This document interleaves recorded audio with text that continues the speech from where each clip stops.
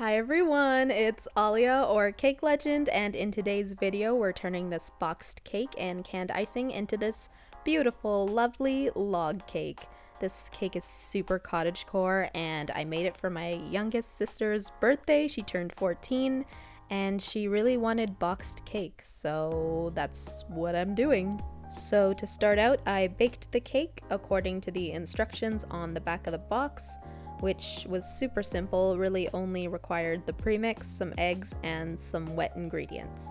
I know there's some like secret hacks out there, like add an extra egg or replace all the oil with melted butter and all that stuff, but I didn't do any of that because my sister didn't really care, so I just went with the directions written on the box, and I baked the cake in these two 6-inch round cake pans. I just divided the batter evenly between the two and then baked it until it was done. After the cakes were cool, I took them out of the pan and began stacking. Now for this design, instead of cutting each cake in half so there was 3 layers of filling, I only wanted to do 2 layers because I was going to put the cake on its side. And because I was doing this, I also didn't want to whip up the canned icing too much because I wanted it to be a little more dense.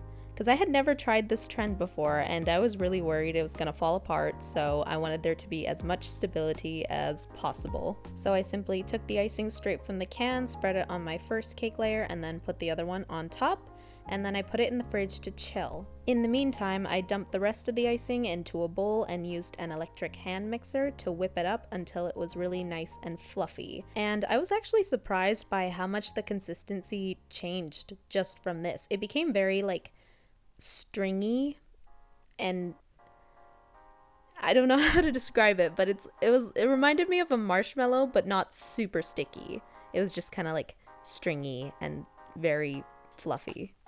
You can kind of see what I mean here as I'm like mixing it and moving the spatula in the icing, especially with the chocolate one too. But moving on from that, when the cake was very firm and chilled, I took a knife and cut off a small piece so that there was a flat space for the cake to rest on when I put it on its side. Again, I had never tried this trend before, but I'd seen it so many times and I was like, oh my god, I have to try it. So I just cut off a piece that I thought was small and big enough. Like small enough that it was not super noticeable when the cake was on its side, but big enough that the cake wouldn't like roll over when I put it on its side. If any of that makes sense. But then I iced the top of the cake, which was actually going to be the front side, with this light brown buttercream, which was just a little bit of chocolate mixed with the vanilla. And then I used a cake comb to make it have the rings of a log. And then I cleaned up the sides a little bit because I knew it would be easier than doing it after I flipped it on its side. After that, I covered the flat part with buttercream so that it would stick to the board. And then, moment of truth, I picked up the cake and put it on its side. And it worked out great. I was so worried it was just gonna fall apart as soon as I put it down, but it didn't. I covered the backside with buttercream too, but didn't bother making the rings because I knew I wouldn't be able to do it nicely. And then I put the chocolate buttercream into a piping bag and piped it along the sides. Oh no! Now you guys can see that I actually did try and make the rings on the backside, but they turned out so ugly. So just close your eyes, look away, pretend you didn't see anything. This will just stay between us. No one has to know, okay? It's okay. Every cake has a backside, so yeah, anyways, after all the chocolate buttercream was on the cake, I used a small offset to kind of spread it out and make it look more like bark than buttercream that was just piped on the sides. Basically, I took the edge of my offset and just smoothed it back and forth until I was happy with how it looked. After that, I dyed some of the vanilla icing green and spread it all over the board with my offset so it could look like grass.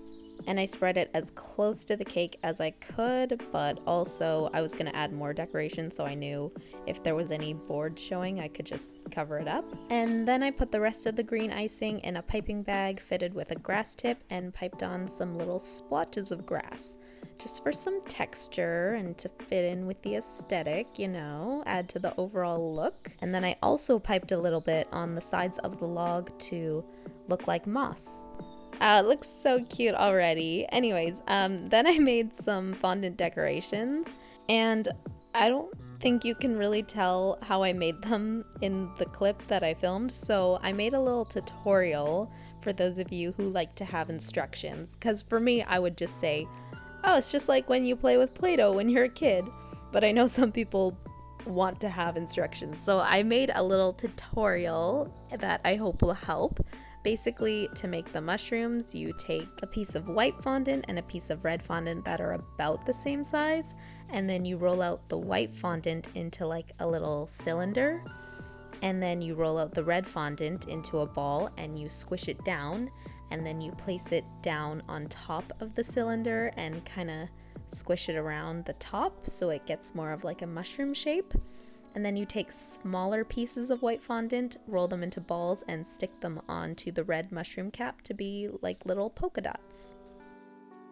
For the butterflies, I used a punch, so I rolled out my yellow fondant pretty thin, and then I just punched the fondant and stamped it down for the design, and then pushed it out and let it dry against an angle, like I used a sandwich container and just kind of pressed them into the corners so that they dried in that shape, and they would stay that way when I picked them up.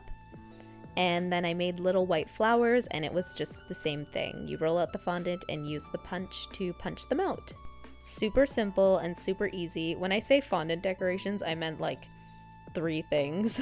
Oh wait, there was actually 4 things. I also made little stones, which was also super easy. I just took some black fondant and some gray fondant, kind of marbled it together, and then rolled it into just random round rock shapes. And that was it. So then the last step was to simply place all the fondant decorations onto the cake, just arranging them however I liked. And also, a weird thing I noticed with this canned icing was that it doesn't really crust. Like, I'm so used to American buttercream, which forms a very slight crust after it's been piped or iced on a cake. Even with Swiss meringue buttercream, stuff doesn't really stick to it super well after it's been in the fridge.